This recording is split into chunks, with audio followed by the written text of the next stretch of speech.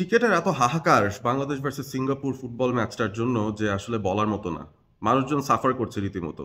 এবং সেই সিচুয়েশনটায় এখনো পর্যন্ত কিন্তু বাংলাদেশ ফুটবল ফেডারেশন কোনো ব্যবস্থা নিতে পারে নাই যেটার মাধ্যমে আসলে মানুষজন একটু নির্ঝঞ্ঝাটভাবে তাদের টিকিটগুলো পেতে পারে। অনেকেই টিকিট পান নাই এখনো, সেই ব্যাপারটা কিন্তু আমরা দেখছি সোশ্যাল মিডিয়াতে। অনেকে আবার পেয়েছেন, যারা পেয়েছেন তাদেরকে অবশ্যই থামস আপ দিব, because they are lucky. But আমার কাছে হঠাৎ করে মনে হলো আসলে বাংলাদেশ তো আসলে সিঙ্গাপুরের সাথে এশিয়ান চ্যাম্পিয়নশিপসের কোয়ালিফায়ারের ম্যাচটা খেলবে, which is the most important match. But তার আগে কিন্তু বাংলাদেশের আরও একটা ম্যাচ রয়েছে, এবং জানুয়ারির 4 তারিখে সেটা। আমি জানি যে ঈদুল আজহার জন্য অনেকেই হয়তো সেটা নিয়ে ব্যস্ত, ঈদ ঈদ নিয়ে বেশ তাদের প্রস্তুতি চলছে। বাট বাংলাদেশ এবং ভুটানের মধ্যে 4 তারিখের যে ম্যাচটা, সেটা কিন্তু একটা important match. It is an international friendly. It is the Bangladesh's match where they will be, practicing or preparing themselves for the Singapore game. But দিন শেষে কিন্তু এই ম্যাচটারও একটা ইম্পর্টেন্স আছে। সো বাফুফে যে কাজগুলো আসলে করছিল 10 তারিখের ম্যাচটা নিয়ে, তাদের যে এক্সপেরিমেন্টেশনগুলো ছিল, সেটা একবারে সেই দিন না করে যদি 4 তারিখের ম্যাচটাকে একটা টেস্ট কেস হিসেবে তারা ব্যবহার করতে পারতেন, সেই ক্ষেত্রে আমার কাছে মনে হয় ব্যাপারটা হয়তো আরেকটু স্মুথ হতো, বা বাফুফে আরেকটু বেটার আইডিয়া পেত যে আসলে তারা যেভাবে কাজগুলো করতে চাচ্ছে সেটা কি সফল হবে কি হবে না।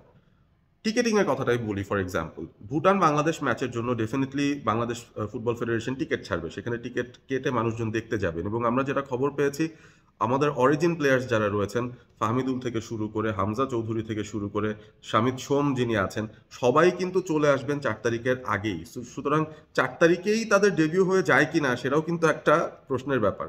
হয়তো না, বা হয়তো তারা কিছু মিনিটসও পেতে পারেন, শেষ দিকে তাদেরকে হয়তো সাবিন করে নিয়ে আসা যেতে পারে। সো সেই সিচুয়েশনগুলো যদি চিন্তা করি, বাফুফে যদি আসলে টিকেটিং যে অনলাইন প্ল্যাটফর্মটা আছে, তাদেরকে যদি 4 তারিখের ম্যাচটা দিয়ে আগে টিকেটিং এর প্ল্যানিংটা করে দেখে নিতে পারতো যে আসলে প্রেশারটা কেমন যায়, কিভাবে অর্গানাইজ করতে হবে, তাহলে হয়তো একটা সুবিধা হতো তাদের জন্য বুঝতে যে কিভাবে টিকিটসগুলো তারা সেল করতে পারবে মানুষের কাছে। What would be an easier option.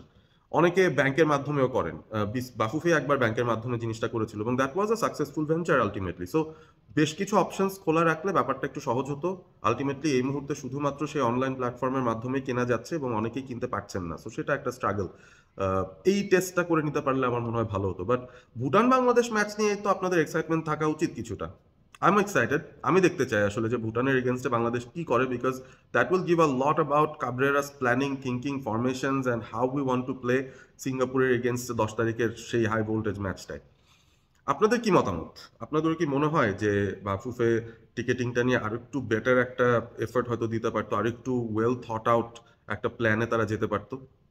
জানাবেন।